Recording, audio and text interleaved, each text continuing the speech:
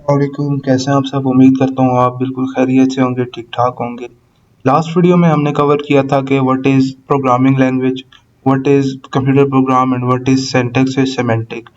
तो आज की इस वीडियो में हमने कवर करना है जी types of high level language, types of low level language and characteristics of high level language. तो यार अब हम अपने पहले क्वेश्चन की तरफ बढ़ते हैं which is types of high level language. तो हमें ये पता होना चाहिए कि पहले हाई लेवल लैंग्वेज क्या होता है। अगर आपको नहीं पता तो आप लास्ट वीडियो हमारी जो है वो देखें पहले, फिर इस वीडियो की तरफ आएँ। तो there are two types of high level language, structured language and object oriented programming language, जिसे हम ओप्स कहते हैं। और अब स्ट्रक्चर्ड लैंग्वेज के आगे थ्री फंडामेंटल एलिमेंट हैं, सीक्वेंस, सिलेक्शन एंड रेपिटिशन। इनको भी हमने डिटेल में डिस्कस करना है।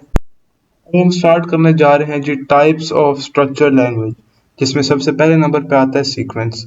सीक्वेंस से मुराद होती है कि वो तमाम स्टेटमेंट्स जो हम अपने प्रोग्राम में लिखते हैं और वो उसी तरतीब के साथ एग्जीक्यूट हों जिस तरह हमने प्रोग्राम में लिखी हुई होती हैं, वो सीक्वेंस कहलाता है।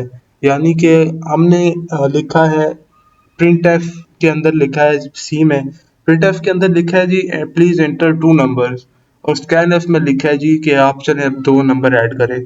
तो एग्जीक्यूट कैसे होगा जी? पहले आएगा प्लीज एंटर टू नंबर, ठीक है। ये सीक्वेंस पहला हमारा होगा कि जी हमने पहले क्या है कि प्लीज एंटर टू नंबर, ये एक सीक्वेंस हो गया जी, ठीक है। फिर दूसरे नंबर पे हमने क्या है, अब आप दो नंबर डालें, पहले आप एक नंबर डालेंगे फिर एंटर करके दूसरा नंबर डालेंगे, तो ये सीक्वेंस, ठीक है। और अभी इसकी प्रैक्टिकल एग्जांपल देखते हैं हम कि क्या सीक्वेंस है। तो कंट्रोल एन दबा के हम ऑन करेंगे, फिर लिखेंगे इंट, पहले लिखेंगे हम हैश इंक्लूड, फिर लिखेंगे stdio.h, फिर लिखेंगे हम इंट मेन, फिर हम अपना कर्ली ब्रेसेस, फिर हम डालेंगे प्रिंट एफ। ये भी बेशक आप ना समझे लेकिन आप देखें मैं क्या कर रहा हूँ। Please LE enter two number, ठीक हो गया, ये आ गया प्लीज एंटर टू नंबर। फिर हम लिखेंगे scan f percentage sign d colon percentage sign d coma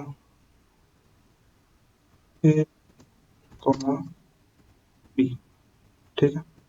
अब ये कर लिया हमने, फिर हम वेरिएबल भी दे देंगे ऊपर, इंट ए कोमा बी। ये है सीक्वेंस।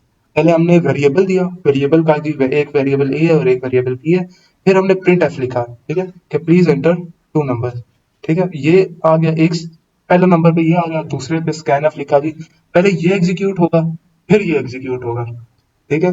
पहले क्या एग्जीक्यूट होगा? प्रिंट एफ फिर scan F. This is the example of sequence. यार अब आप लोगों को एक टास्क देने की बारी है। वो ये है कि आपने क्या करना है, सिलेक्शन की डेफिनेशन मुझे कमेंट्स में बतानी है और खुद समझनी है। सबसे पहले समझनी है, फिर कमेंट्स में बतानी है। अब हम अपने थर्ड स्ट्रक्चर्ड लैंग्वेज की टाइप पे चलते हैं, जो कि है रेपिटिशन। तो यार रेपिटिशन से मुराद है कि एक ऐसे एक इंस्ट्रक्शन या सेट ऑफ इंस्ट्रक्शन जो कि बार बार एग्जीक्यूट हो, जो बार बार रन हो एक स्पेसिफिक नंबर ऑफ टाइम्स पे।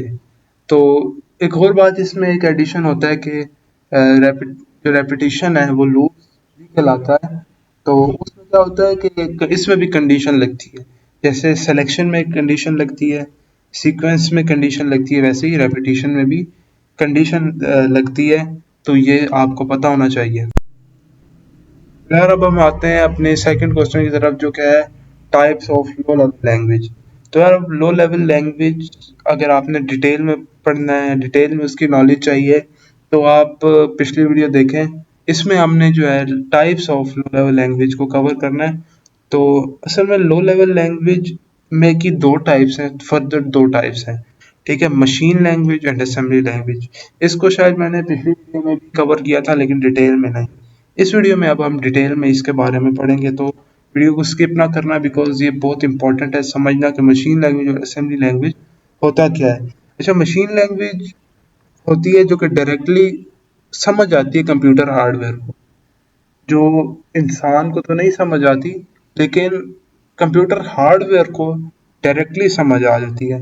वो हम अगर बात करें अपने सीपीयू की, सीपीयू के अंदर जो चिप्स होती हैं, आईसी चिप्स या इस तरह की जो सर्किट्स छोटे छोटे लगे होते हैं, उसके अंदर जो प्रोग्राम हुआ होता है वो मशीन लैंग्वेज में हुआ होता है। और जब हम कोई भी स्टेटमेंट कोड की देते हैं, हम अपने कंप्यूटर में लिखते हैं और उसे कंपाइलर को देते हैं, तो वो कंपाइल होके जीरोस और वन यानी मशीन लैंग्वेज में ही कन्वर्ट होता है और देन आगे कंप्यूटर के पास जाता है, और इसीलिए हमारी बात कंप्यूटर इतने इजीली समझ जाता है। तो ये मशीन लैंग्वेज की डेफिनेशन ये लिखी है, machine language that is directly understood by computer hardware is known as machine language. Machine language वो लैंग्वेज होती है जो डायरेक्टली समझ आ जाती है कंप्यूटर हार्डवेयर को without any issue, without any problem. अब असेंबली लैंग्वेज की बात करें तो ये कंपैरेटिवली मशीन लैंग्वेज थोड़ी इजी है, ठीक है, आसान है थोड़ा सीखना, लेकिन इतना आसान नहीं कि हम इसका कंपैरिजन हाई लेवल लैंग्वेज के साथ करें। हाई लेवल लैंग्वेज के मुकाबले में ये टू मच डिफिकल्ट है, ठीक है।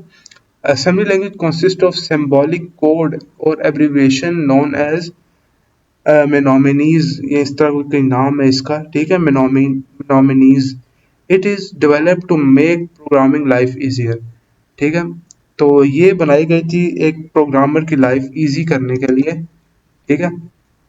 तो असेंबली लैंग्वेज में सिंबॉलिक कोड और एब्रीविएशन का मतलब है special characters like at the rate, इस तरह के साइन, इस तरह के ये वाले sign, hashtag, this sign, percentage sign, this sign, net this sign, मतलब इस तरह के सारे साइन जो थे ना, उस लिए हम इसको यूज करते हैं। असेंबली लैंग्वेज में ये वाले यूज होते हैं, स्पेशल कैरेक्टर्स भी इन्हें कहते हैं, ठीक है जी। ये था आपका machine language and assembly language.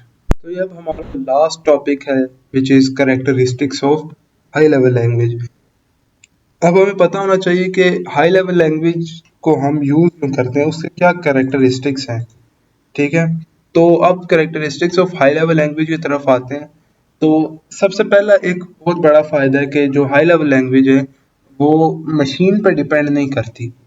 Machine पर डिपेंड करने से ही मुराद है कि जो हमारे पास पहले कंप्यूटर होते थे जिनमें लो लेवल लैंग्वेज पे हम काम करते थे, मशीन लैंग्वेज पे, तो जो थी वो हमारे पास एक मशीन लैंग्वेज थी ना, हम जो उसमें कोड लिखते थे वो एक ही कंप्यूटर पे रन हो सकता था सिर्फ, ठीक है।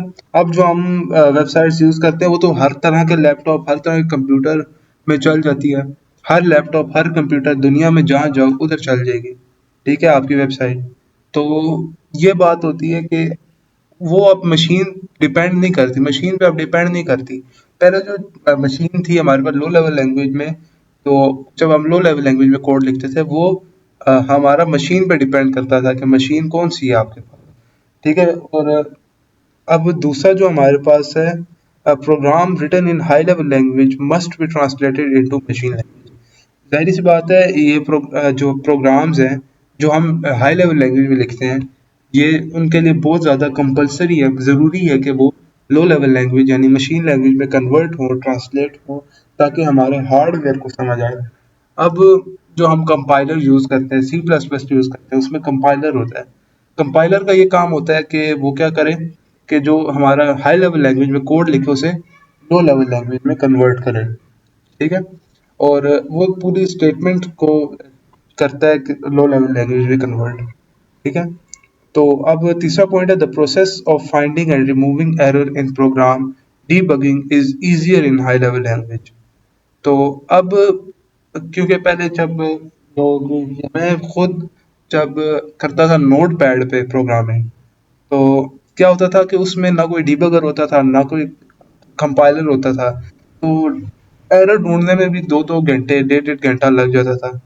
तो अब इतनी आसानी हो गई है कि हमारे पास डेव सी में भी, वीएस कोड में भी डीबगर आ गए हैं। तो जिस लाइन पे कोड हो हमें वो पता लग जाता है कि भाई हमारा एरर किस लाइन पे है और किस लफ्ज पे है, ये भी पता लग जाता है। इतनी आसानी हो गई है हाई लेवल लैंग्वेज के आने के बाद। तो That's it about characteristics of high level language. If you like the video, if you like the video, subscribe to my channel, share and comment right now.